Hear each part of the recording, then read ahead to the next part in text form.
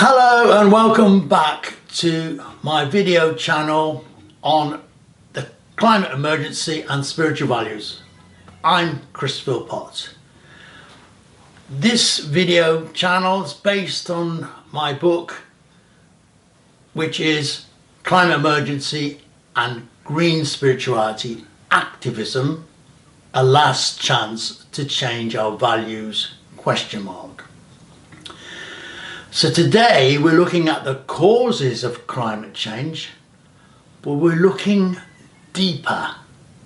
We're looking at mankind's behaviour that causes it and what's that based on.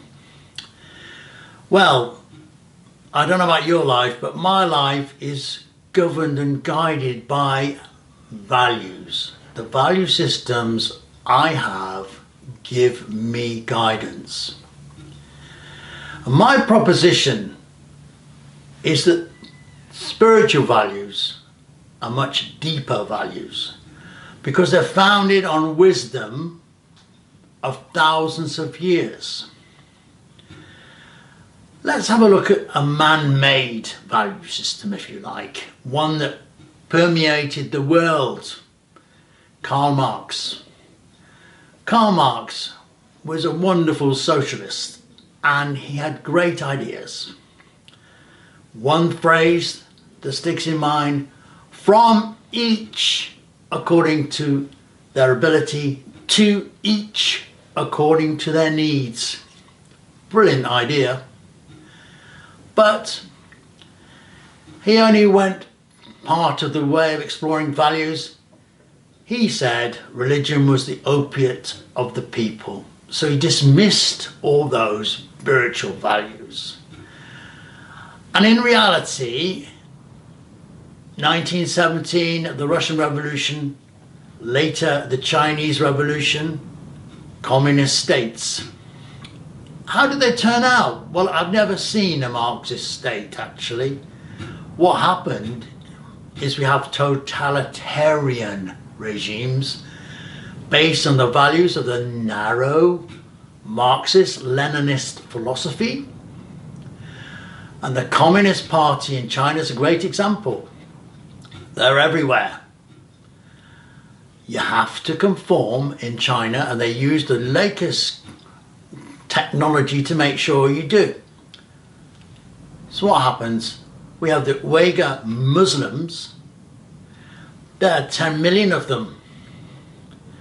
And they're afraid the Chinese Communist Party, they won't adhere to the doctrine of Chinese communism. So in 2017, they reckon between 800,000 and 2 million were locked up out of a population of 10 million.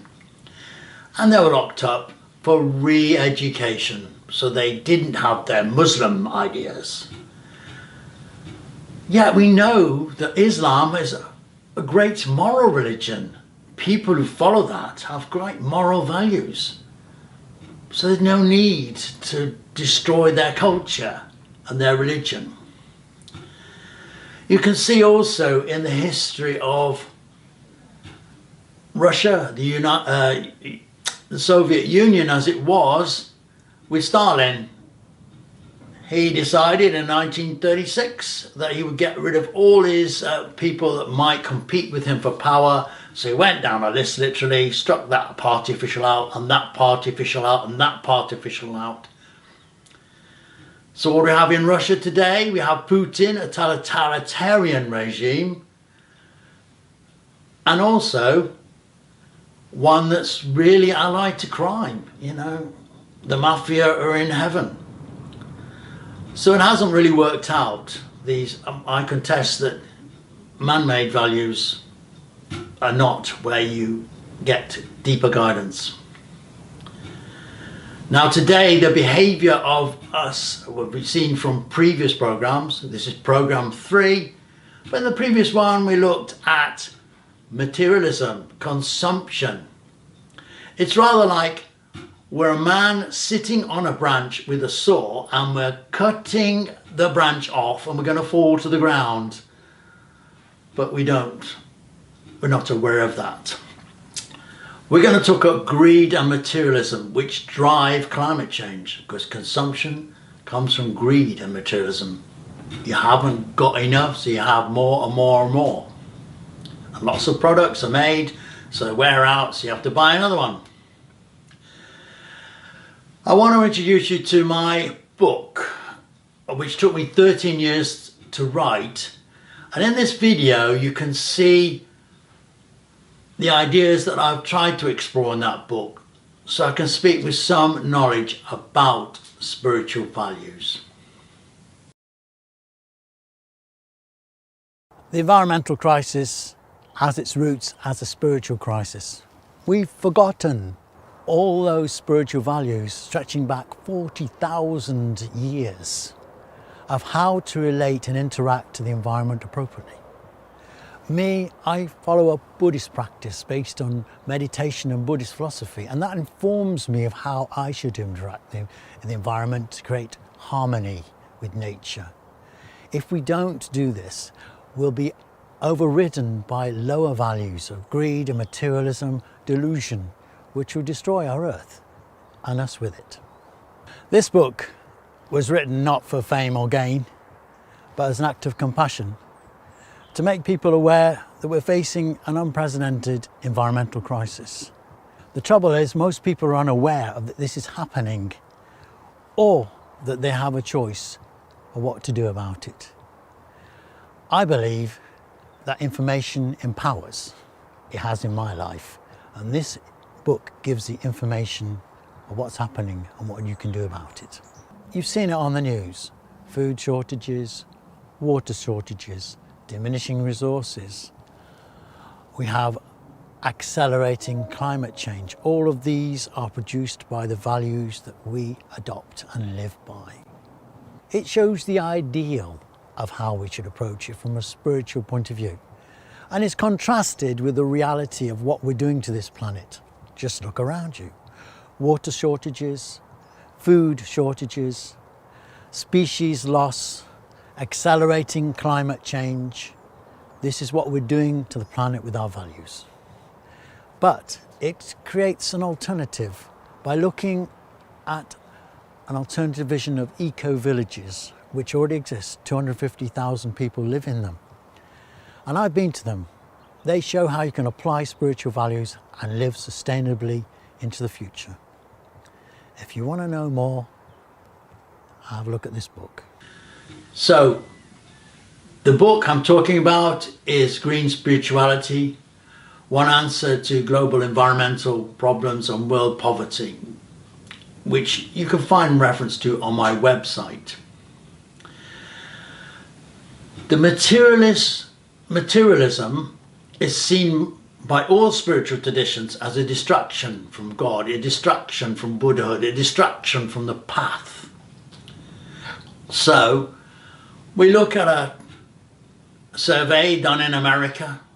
They compared the happiness factors in the 1950s to today, and guess what? They're about 4 or 5 times wealthier, the Americans, but they're not any happier than they were in the 1950s.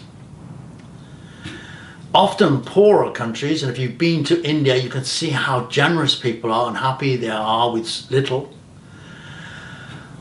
A great example is Bhutan, a very small country which has a measurement of happiness, not gross national product like we do here, GNP, it's GNH, gross national happiness.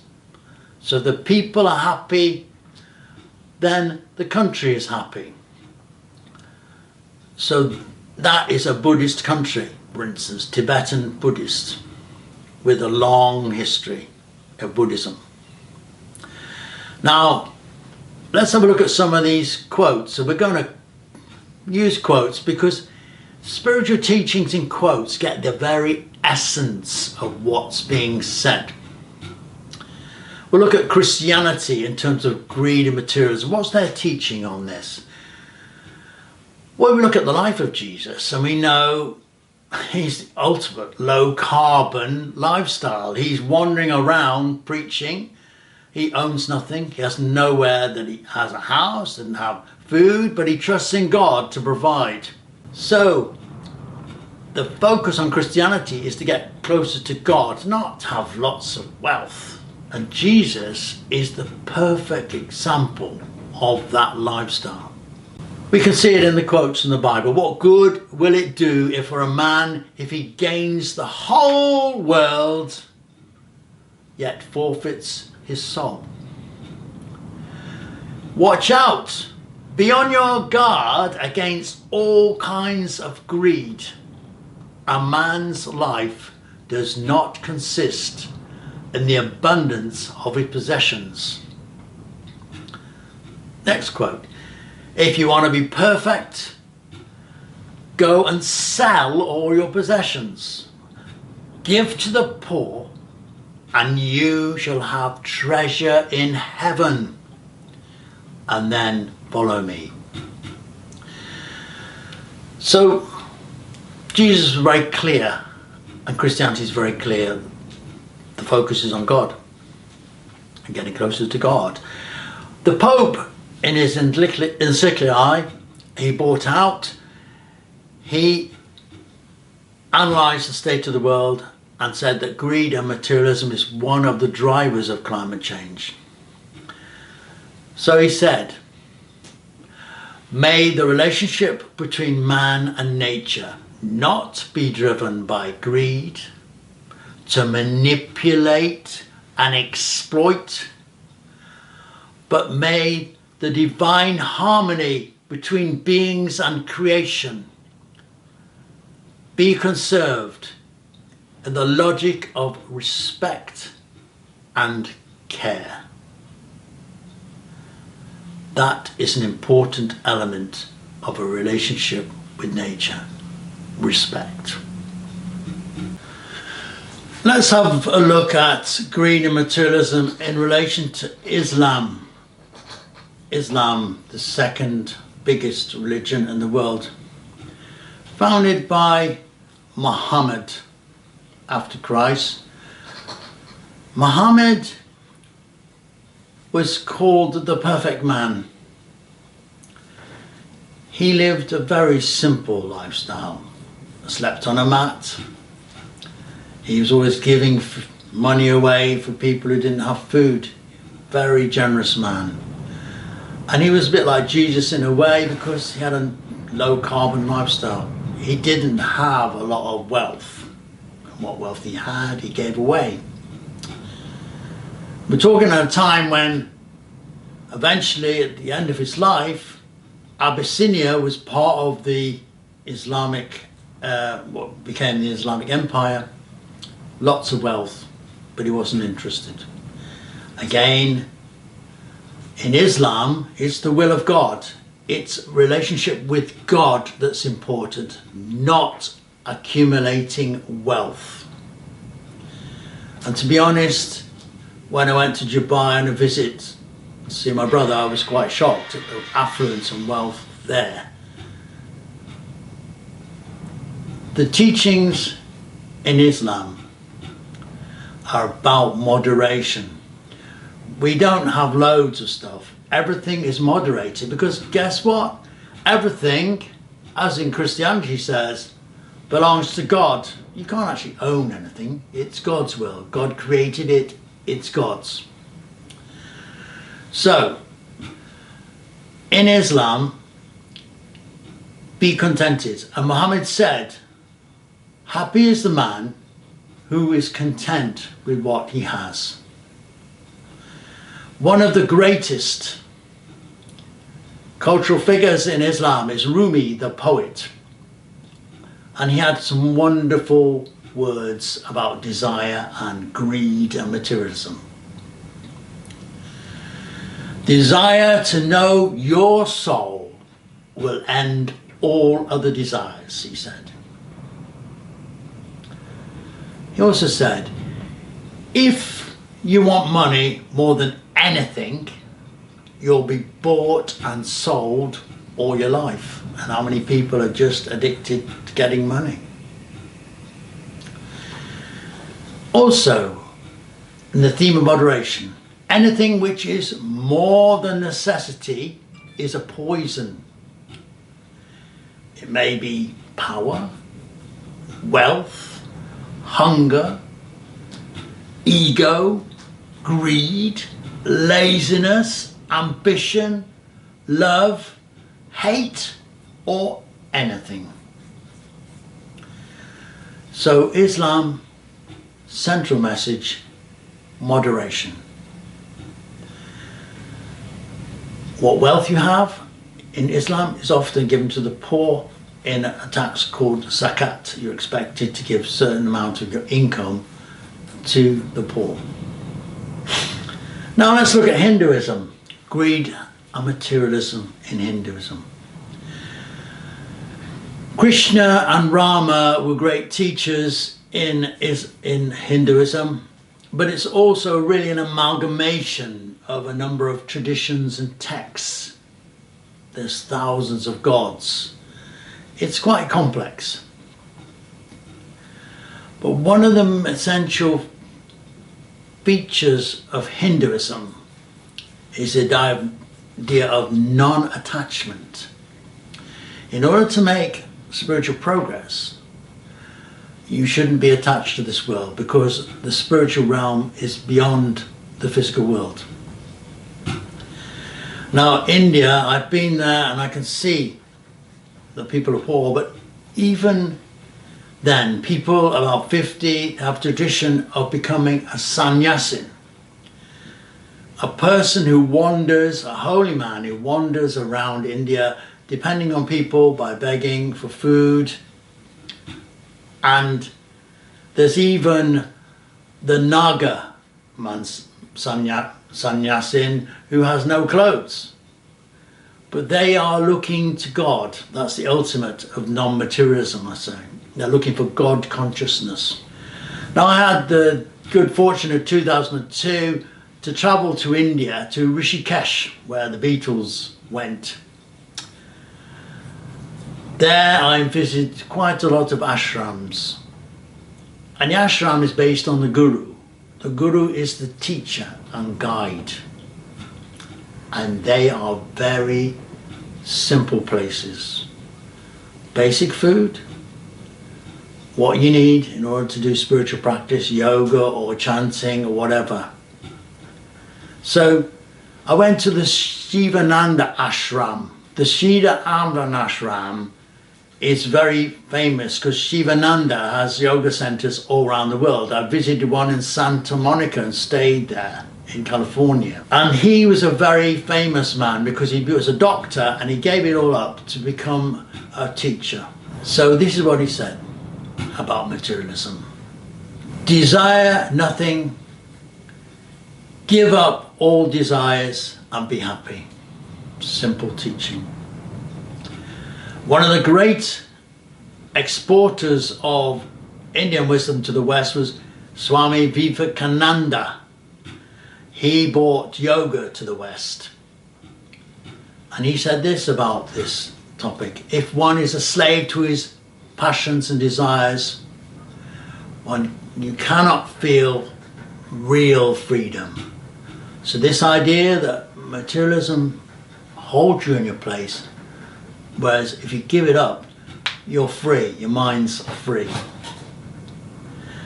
Sai Baba was a really famous saint, which one of my friends went to visit. He's died now, but he was a very famous guru. And he said, desire is a storm. Greed is the whirlpool. Pride is the precipice. Attachment is the avalanche. Ego is the volcano. Discard desire and you will be liberated. Again, this idea of freedom from being honed down. Perhaps the most famous Indian of all time was Gandhi. And I was blessed to visit his ashram in Ahmedabad. He exemplified the simple life. When he visited this country, they couldn't believe, why is this guy with just a loincloth? Where's his wealth? But he didn't. He lived a very simple life. One of the things I was very touched by in Ahmedabad, not only the simpleness of the ashram, but I visited the university that he helped found. And there, every morning, Gandhi used to spin cotton as part of his spiritual discipline, spinning wheel out. And even the lecturers in Gandhi University used to spin with students every morning. So he was very, very much into simple lifestyle.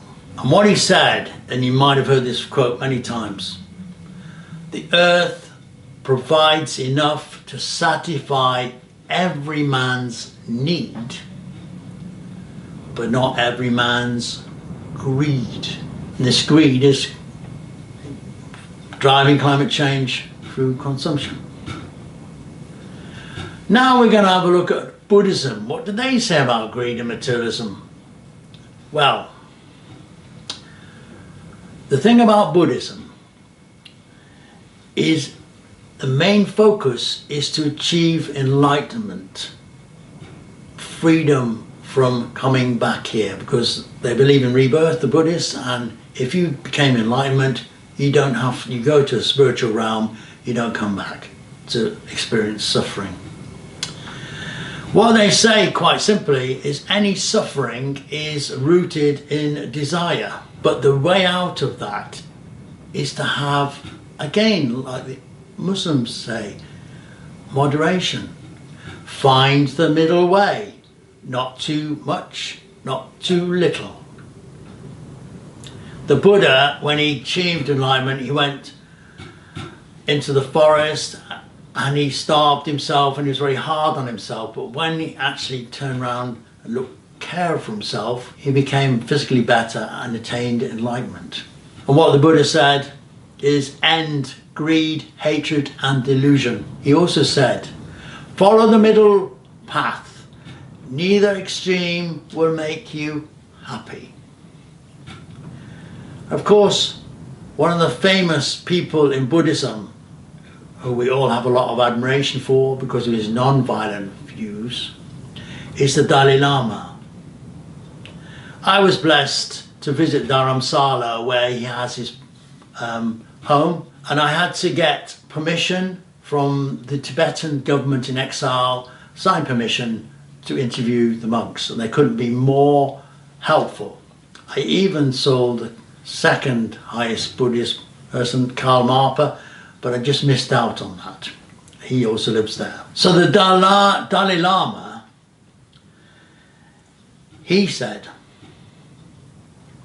the destruction of nature and its resources results from ignorance and greed and a lack of respect for the earth's living things. He also said, a responsible life is a simple and contented life. And lastly said, letting go of surplus is the heart of spiritual growth. So this idea of respect for nature and this idea again of letting go of grasping hold of material things.